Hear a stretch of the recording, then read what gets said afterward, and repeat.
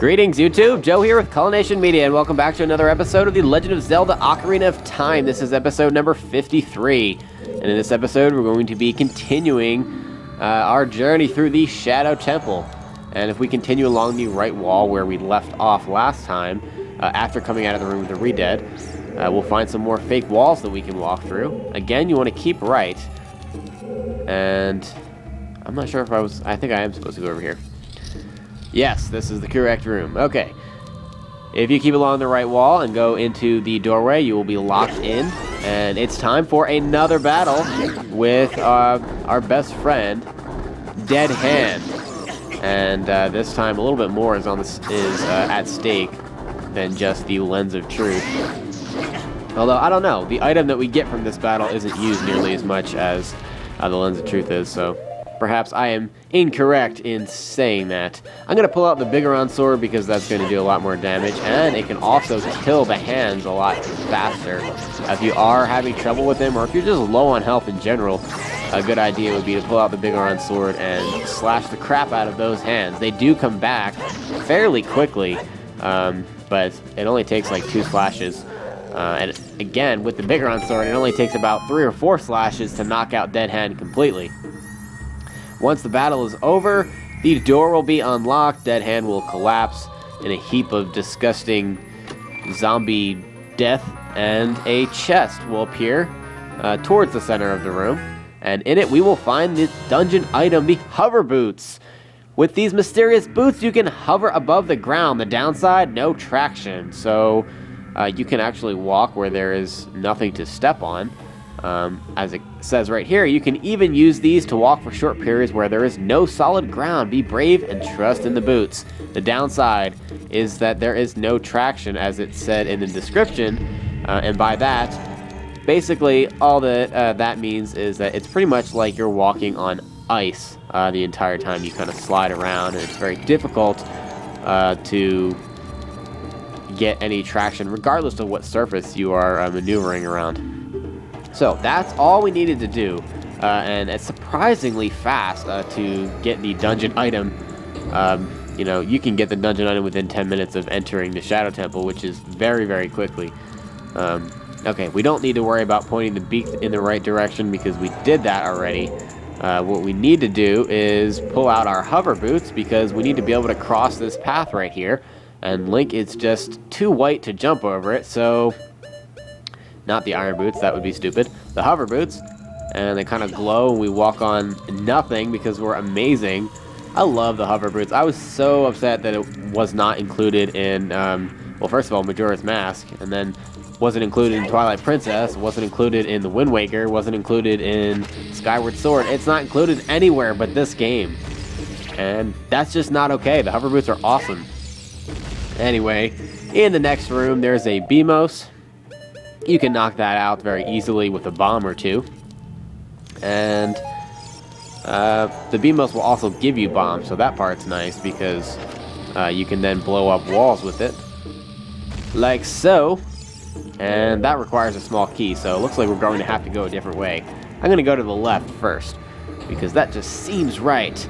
In this room, we have a spinning Sith Grim Reaper type thing, which kind of reminds me of the same type of thing that we dealt with in the ice cavern with the spinning ice blades, and you can avoid them in the same way, simply by rolling under them or using your shield.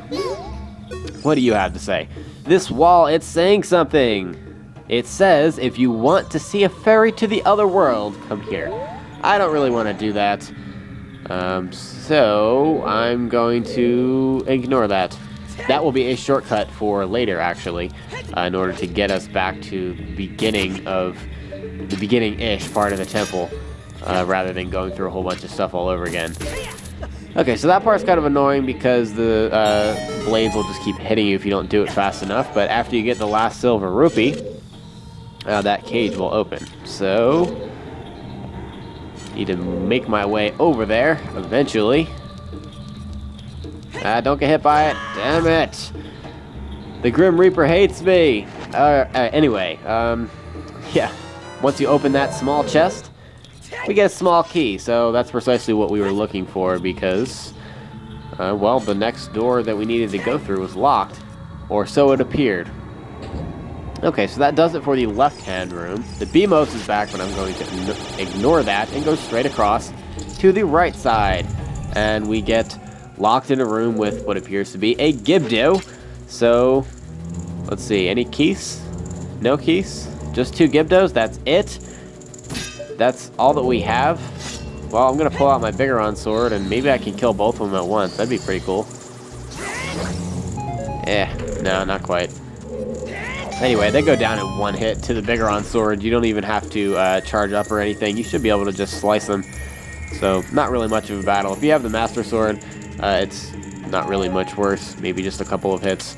The real challenge is fighting those things when you have to use the Kokiri sword because you actually have to time it correctly in order to not be eaten. Anyway, after you defeat them, you can open the chest in the center of the room.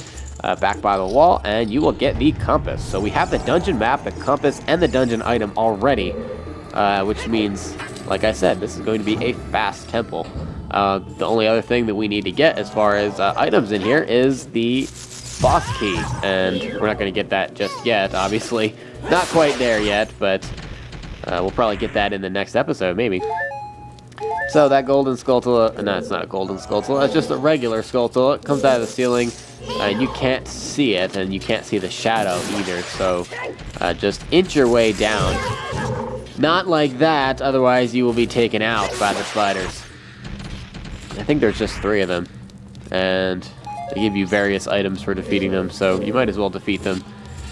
And now we're faced with guillotines, which that part's kind of scary because, I mean, having Link beheaded just would not fit the prophecy, the legend.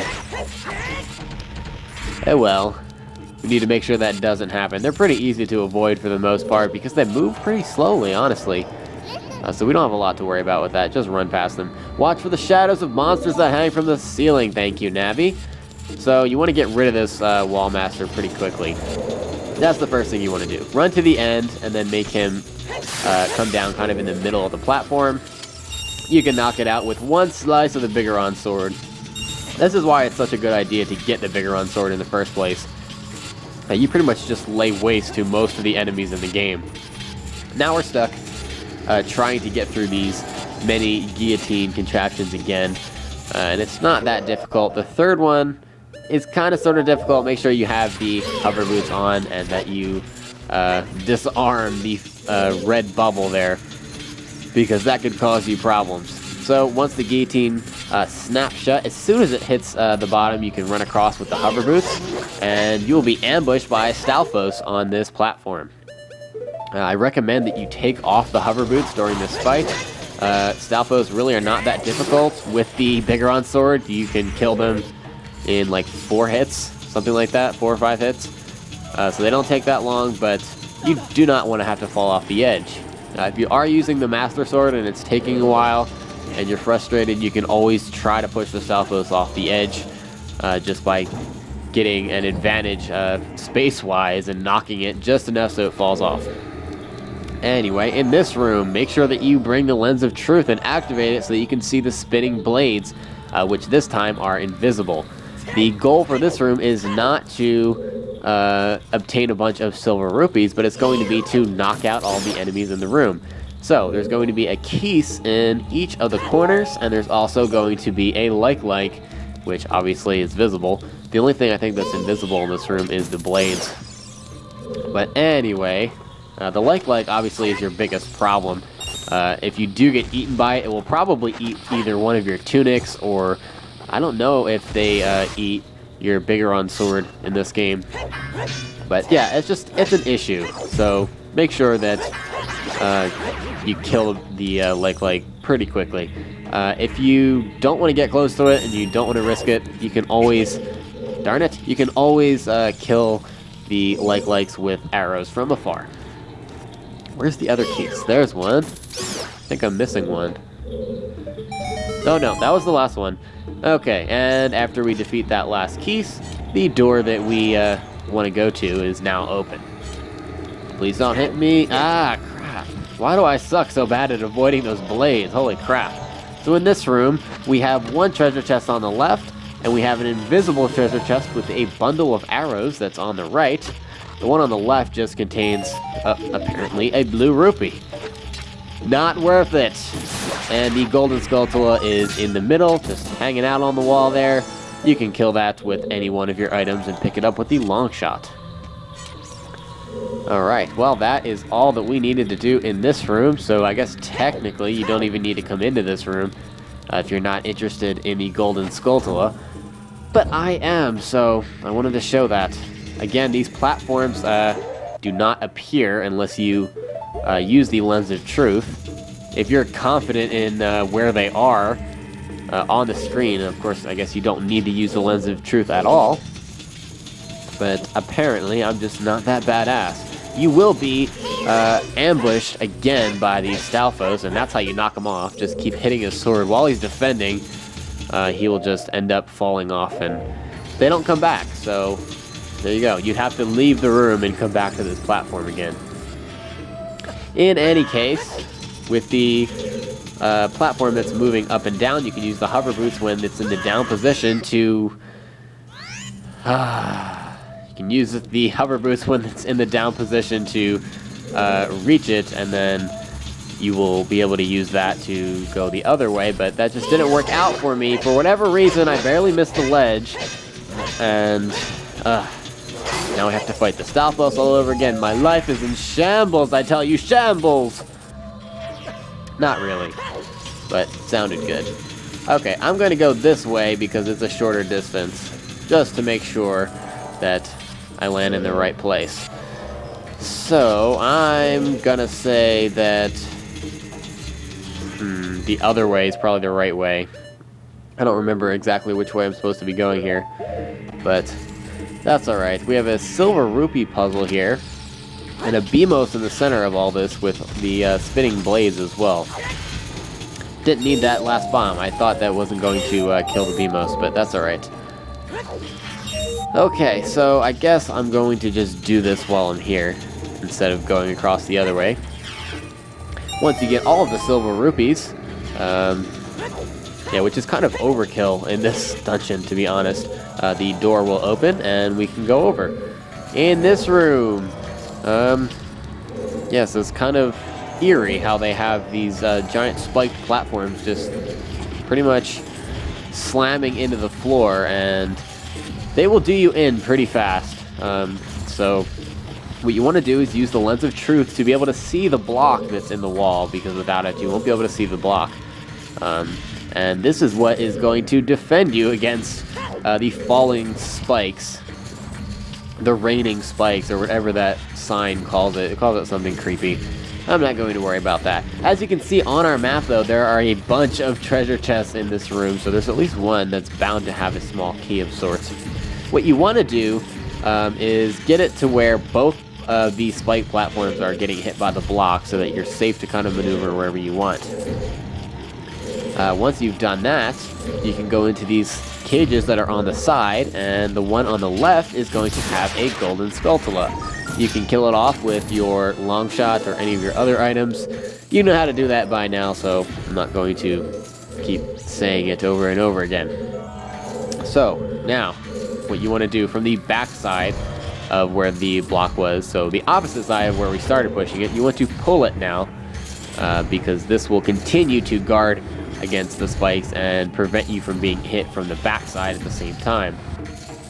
So, once you pull the block all the way over to the edge, you will be able to climb on top of it and also be safe from the spikes. And we can jump onto the side platforms. And there's going to be a switch over here. There it is on the left.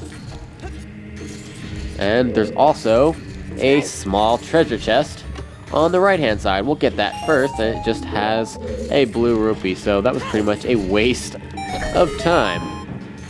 Once we hit the switch on the wall, it will make another small chest appear, which you can long shot to if you want, or you can just jump across the top of the spike platforms. But anyway, open up the small chest in order to get a small key, and that's all we need to get out of this room.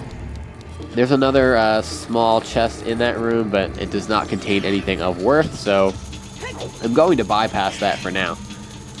So apparently I did go the way I was supposed to go, because that other room was essentially a dead end other than getting the small key. So, now again, using the lens of truth to see all of the platforms, you want to use the hover boots to make it across the open distances, and that will lead across to a locked door. And it looks like we have another silver rupee puzzle that we're going to have to complete, but I'm going to save that for next time. Thank you very much for watching, everyone, and please stay tuned for episode number 54.